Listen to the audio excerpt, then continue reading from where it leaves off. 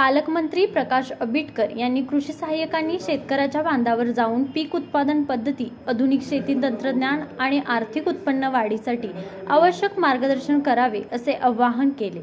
गारगोटी येथील ग्रामसेवक प्रशिक्षण केंद्रात राधानगरी, बुदरगड आणि आजरा तालुक्यात खरीप हंगाम 2026-27 नियोजन आढावा बैठकीचे आयोजन करण्यात आले होते। यावेळी जिल्हा कृषी अधीक्षक जालिंदर पांगरे, उपविभागीय कृषी अधिकारी अरुण भिंगरदिवे, किरण पाटील तसेच तालुका कृषी अधिकारी महादेव कुडे, एकनाथ गुरव आणि दीपक मुळे आदी मान्यवर उपस्थित होते। बैठकीत मार्गदर्शन करताना पालकमंत्री आंबेडकर यांनी शेतकऱ्याचे शाश्वत आर्थिक उत्पन्न वाढवण्यासाठी विविध पीक पद्धतीचे प्रयोग, आधुनिक तंत्रज्ञानाचा वापर आणि कृषी विभागाच्या अधिकाऱ्यांनी प्रत्यक्ष फील्डवर जाऊन प्रबोधन करणे गरजेचे असल्याचे सांगितले। तीनही तालुक्यामध्ये आतापर्यंत किती माती नमुने घेण्यात आले याचाही त्यांनी विचारणा केली।